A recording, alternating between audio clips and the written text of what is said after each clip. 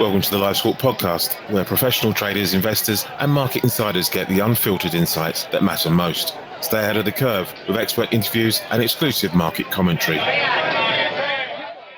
Hello, and welcome to Live Squawk's Market Talk. Today's episode previews the impending US CPI inflation report covering May.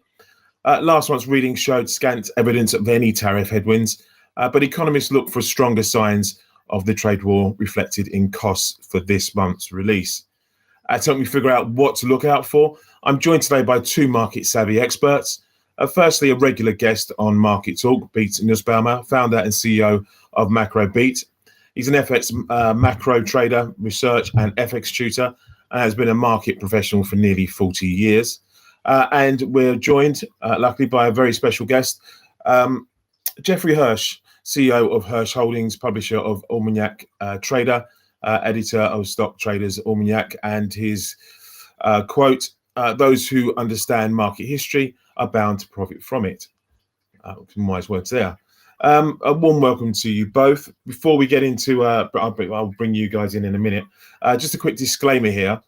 The content provided on this channel is for the informational and educational purposes only. I am not a licensed financial advisor, and none of the information shared should be considered as financial investment or trading advice. Please conduct your own research, consider your financial objectives, and consult a qualified financial professional before making any investment decisions.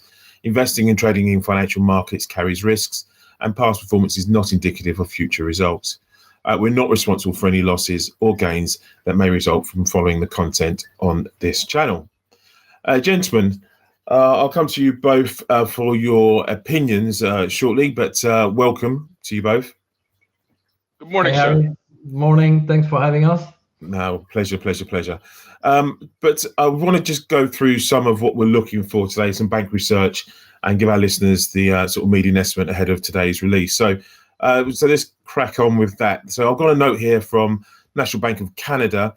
In their preview note, they're looking for a 2.5%, or the consensus is 2.5% annual print for a headline CPI from 2.3%, 2.9 for the core versus 2.8. So we're looking for it to tick up again after last month's, I think, surprise dip potentially. But economists at National Bank of Canada said a negative contribution from the energy sector, where gasoline prices fell, could limit the headline price increases to 0.1% this month. However, this would not prevent the 12-month rate from rising by 0.1% to 2.4% due to the negative base effect. Meanwhile, core prices may have increased by 0.2% on the month, driven by acceleration in the goods segment. This would translate to a 0.1% increase in the annual core inflation rate, bringing it to 2.9%. So that's the view there from National Bank of Canada. A quick look at the consensus here. The consensus estimate, year over year, 2.44%, if we go to 2 decimal points. Month over month gain seen at 0.18 or 0.2% rounded. Year over year core seen at 2.9%. Month over month core seen at 0.28%, with UBS near the top end of that range there, alongside JP Morgan Asset Management for 2.4 headline year over year. And we're looking at the other end of the range. Goldman Sachs actually looking at so they're the bottom end of the range. The top end of the range, near a 2.5 from the likes of Goldman Sachs and Morgan Stanley for that year over year figure. So if we get into the details now, Beats, I'll come to you first on this. What are we looking for? What are you looking for from today's number that would trigger you to sort of put on any new sort of positions or trades, for example? Yeah. Hi, Harry. Yeah, thanks for having me. To be honest, it might sound very, very boring, but it's the first time that I'm very light on risk heading into the CPI. And this is less to do with the CPI, but just with the sort of situation in the market after having had a multi-week down in the dollar, the sell America theme that we had in the past many weeks. And it just started to feel that the dollar in the last week and a half just constantly needs negative news in order to actually sell off. So what I'm a bit worried about, and this goes beyond the CPI as such, as I think the CPI at the moment is just really only a piece of of a large puzzle with tariff impact, trade war, Fed not going to cut, blah, blah, blah, blah, blah, all the other negatives. So these sort of basic stagflationary comments that the Fed is consistently making with the risk of higher unemployment, higher inflation. So yes, they don't talk the yes word. Yes, probably it's a bit different than it was in the UK as growth comes from a higher level. So yeah, probably technically we will not be in a stagflation that quick, but it's where we're kind of heading. So my worry is there is a short-term element and a macro element. The short-term element, I think the market is short dollars, no doubt about it. The story has been around for long enough that the market is short dollars. And like I said, it needs a constant kind of refresh of bearish stuff. So if we were to get a stickier CPI today, I said to someone yesterday, you could tell me the number, I wouldn't know what to do. Why? Because there's two angles to it. Either we get a sticky CPI, yields go up, the dollar squeezes, finally we get this sort of short-term squeeze in the dollar and maybe back to levels that are probably make a little bit more sense to get short again. Or B, we do get actually a stickier CPI, yields start to go up, but then the equity market starts to be under pressure and the element of people starting to think about stagflation. And quite honestly, Harry, that's exactly what I don't know what the market's gonna actually do, right? And so what my tactic has really been, I have some peripheral risk, but in dollar terms, I'm more or less flat for the first time in probably this year, and using today's CPI more as a reaction function than a preemptive function, saying, just keeping the bets open whether the market is going to go for this, dollar squeeze, the DXY, the 2025 downtrend keeps falling, so the line is not that far away. So we could get, one of these accidents where suddenly we head into summer and the market is getting squeezy and whatever. While the broader narrative, as I said, I have no doubt that the dollar is going to weaken through the year. I think the theme of Sell America is not going to go away. So the broader themes are here, but I'm a bit worried that today's CPI could just be that little, game changer in the very short term, like that suddenly could turn into a squeeze in the dollar if the market doesn't trade stagflation. And I just don't know if the market is ready to trade stagflation. Okay, thank you for that, B. Jeff, just as you're on that side of the pond, you're in North America. What are your views on, firstly, on today's inflation report, but then on the wider connotations and in the markets you look at ahead of, around today, and we'll talk about the more general environment as well over time. Well, first of all, thanks for having me on, Harry. Appreciate talking to you guys over there. And I do value the perspective from across the pond. I had another gentleman from the UK, Alex Berglou, he's Greek, but he was on. I got a little perspective on my podcast from him about what's going on, from the European view. But for me, today's number is, probably not a big deal, probably a nothing burger. But I think you made a good point earlier when you said perhaps a surprise dip. You put up the consensus numbers. I looked at the Cleveland and the Nowcast, and they've been pretty accurate. And they're at 0.13 month over month and 2.4, which is right in line with that median. And the thing that we're looking at that probably increases the odds a little bit more to the surprise dip would be that energy prices were pretty flat in May, and that seems to be the biggest driver of inflation. I know we're all hyped up about the tariff and trade wars, and there's some news today with China and all that stuff, but energy prices are really what drives inflation, and we're leaning with the Cleveland Fed, 0.1, which is in line with our CPI and inflation projections that keeps us heading in the right direction. So unless the numbers, real sticky and a surprise on the upside, I'm not sure the market's going to react much to it. I think the bigger news out there is with for the market today is probably China and trade. I'm not reacting to this either way. We're pretty defensive with the Sell America trade that you guys are talking about. We've been diversified into the currencies, the euro, the franc, and the yen. We're also getting into some of the international funds. We are in our, what people call the sell in May period, or the worst 6 months. I mean, I'm a fan of buying in October and getting your portfolio sober and repositioning in May, which is what we've done here. Right. So we're still long the NASDAQ and the Russell, which are stronger here in June, but especially after the big May, the rally you were talking about, post-election year patterns for the U.S. markets in June are kind of flat. So we're expecting a little bit of consolidation and correction, or not necessarily correction, but pullback here in June before we get what we call the Christmas in July mid-year rally for NASDAQ and the tech stocks. So, yeah, I mean, America, I wouldn't sell America short forever. There's definitely a push here with what's going on to diversify and rotate out of there. There's a lot of other, innovation and growth going on in the rest of the world. So I think it's definitely in one's best interest to be a little more diversified these days, especially with the European markets doing so well. But I don't think there's a big reaction here to the CPI. I think it's flat. I think it's around consensus and what the Cleveland Nowcast has there. And if anything, a little surprise dip like you were sort of sensing. Okay, good.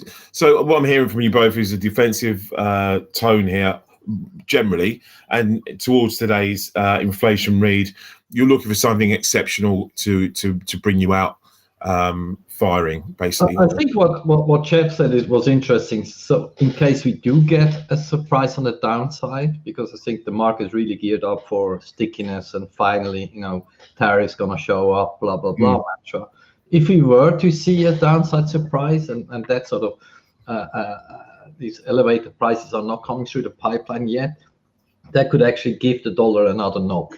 The dollar was sort of, especially if you look at dollar yen has bottomed out last week on the back of, the reduced taper story from BOJ, the MOF cutting duration, blah, blah, blah, blah, blah. So we had a bit of already a bottoming out. We have, Jeff mentioned the China-US talk. Well, probably it's not a trade deal; it's more a handshake last night. But at least it looks like they're kicking it down the down the road a bit here. It didn't look like much. Exactly. So to be honest, it's glass half full stuff, which is probably okay for equities in regards to, it's not 145% tariffs. We're talking blah blah blah. But I think the market last night was very underwhelmed. Which makes sense because what we can see is these talks are going to drag on, and as you say, going to be kicked down the road. But it's hard to be negative about it when they talk. So I guess it's a lot of these ifs and buts and stuff out there right now. But in an FX sense, given the dollar has sort of tried to bounce a bit, a downside surprise in CPI could definitely challenge the top side in the euro because the market is willing to put the foot down if it were to work. They're just a little bit on a vacuum, as we've seen this week, where the range is just very tight, and it seems the market is similar, or the sort of short-term market is similar to my field that, it's better maybe to wait and react rather than preempt. Yeah, well, just to that end, quickly, the overnight, to those who weren't aware of what's happened overnight, US and China negotiate. This is courtesy of Deutsche Bank's Jim Reed and their notes on this. Basically, US and Chinese negotiators have said they've agreed on a framework of how to implement the agreement reached at talks in Geneva last month. That does sound very long-winded and very vague, if you ask me. The main details came from Commerce Secretary Lutnick, who said that we do absolutely expect that the topic of rare earth minerals and magnets will be resolved, and that export controls implemented by the US should come down as China approves relevant export licenses. On the other side, China's trade representative Li Chenggang said that US and Chinese delegations will now take the proposal back to their respective leaders, with Lutnick noting that once the presidents approve it, we will then seek to implement it. That, to me, sounds like a long-winded process, and therefore the rumblings, the undercurrents that we're seeing from the president, whether he decides to come out and say something positive in terms of the talks, or whether he then imposes different sanctions, because they didn't really cover, from what I understand, they didn't really cover the drug, the fentanyl issue with any kind of depth, and I think a lot of people are looking for that, and potentially that's still a cost that President Trump could use against China at any point. So, like you say, Beat, look on the optimistic side for this and hope for the best, but fear for the worst, because that's what we've been used to over the past 4 months, I think, since we started on this. So fair play on that. I just want to get your views, and you've both touched upon it, but looking at the wider picture, looking at the Fed, for example, and monetary policy, obviously they're in a blackout. For anyone who doesn't know, they're in a blackout period now for 10 days ahead of their next decision mid-June. We'll come to you first, Jeff. On the Fed and its current policy path, today's CPI aside, do you see much change over the summer? Do you concur with the markets that we're looking maybe for one more move this year from the FOMC? I don't see them making any move before September. I mean, there's a bunch of things there. Number one, there's data just coming in. What we're seeing, what we're talking about this morning with the CPI, this is still not really seeing the effect of anything. This tariff discussion and trade war and negotiations is all going to take a lot longer. I think the market has shown that it's pretty desensitized to this tariff war now. We had the reactions, the downdraft, the updraft, and now it's back to seeing what some of the hard data and not the soft data is. I wanted to, just to answer your question about the Fed. First of all, there might be some political bias there. There is clearly a data-driven wait and see. So maybe I guess you're looking at the CME futures. I stopped looking at that because it wasn't really telling us anything other than all bets are off on a rate cut. With the U.S. economy doing pretty well, the labor market looking pretty strong, inflation pretty tame. They're in no rush to do anything, and really the Fed doesn't tend to do much unless there's a fire to put out, and there's no fire here. So until something breaks, inherently they're late. They have to be, because they have to react. They can't anticipate everything. It's not what they're built for. Yeah, that's the right model. That's the right. That should be what is sent. Well, maybe they're supposed to be guardrails. They're supposed to follow the bond market and put some guardrails in there if things get out of whack, and they're not really out of whack right now. I agree. B, what do you think? To be honest, I could not agree more with it. I think the where we are at least in the FX world, because of this sort of window of sell America, even though Jeff may not like it, but let's say the kind of the bond. I sold some. I bought some foreign. Just keep it quiet, Jeff. Let's not tell the No, but to be honest, because we had this sort of pressure on the bond market anyway, and we had this sort of drift high in US yields, and then we had the correlation break for the first time in decades, where we actually see higher US yields and the lower dollar, which is obviously the characteristic of the sell dollar trade, sell America trade. And so the whole moves in the bond market seems to have created something where the FX market, it sells dollars if yields go down on weak data, and it might actually sell dollars if yields go up on fiscal worry. So we kind of not that close to the Fed anymore at some point. The market here, in my opinion, has given up. 1 cut, 2 cuts, no cut. Who cares? We're watching 10-year yield. We're watching 450, 460. We watch what Besson is saying, because he still has to roll $9 trillion at some point.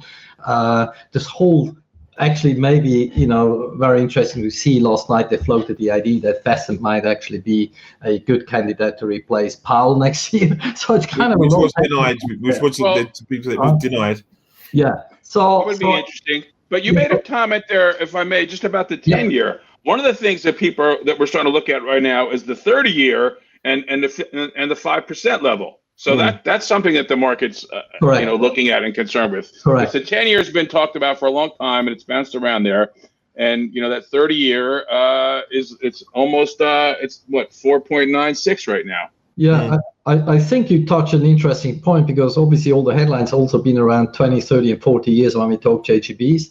There's obviously 30 years in the UK with Rachel Reeves just holding a spending review. So yes, totally agree. There's a lot of focus on this long end, which obviously is connected to the whole various debt issues out there. The reason I think why the FX market still cannot totally let go of the 10-year is because this is the sort of benchmark from Besant. That's a benchmark from Trump, when they sort of came into office to actually, for Trump 2.0, the measure is 10-year yield. What Trump 1.0 has been the stock market. So kind of what I'm trying to say is the Fed for FX right now, right here, is no story, because you can see the ECB has been dovish, cutting rates, and the euro is at the high. So we had a complete different turn. And I think what Jeff mentioned is actually what's going to go on. I'm not talking about the dollar collapse or whatever, but I'm talking about some serious thoughts in the world about where to put your money. We can raise one more issue or one more topic, which is JGB yields, long-term yields. I mean, we spoke about it in the past. Suddenly, the GPIF, the pension funds in Japan, get some really decent yields internally. We've seen a lot of bonds and bonds selling from Japanese. So the money is flowing back home to some extent. Again, it's not going to be something that they dump everything they own abroad. But there's a new world coming. It's not happening in weeks and months, but there is a new regime out there, which is less Japanese money that is financing long end abroad. And that is just a fact, no matter how we want to turn it. And so that is something that is actually sort of in the FX market almost a bit more than, I don't hear anyone talking about the Fed. No one could actually care about the Fed, right? I get that. But just on that, just for anyone, again, who isn't aware, this week we've got Treasury auctions of some long-end 10 and 30-year US debt. The 30-year one obviously will be of a lot of interest for the reasons the two guests have intimated. And no, it says that US 30-year bond auction will be closely watched post the long JGB auction weakness. So I get your fact that you say that money's coming back into Japan, but it's not going into the Japanese long end, it would seem at the moment. That, the JGB isn't performing, I don't think it's particularly well. So to be honest, that was actually a surprise, because that is where the whole story got interrupted about this sort of anti-carry, or call it repatriation.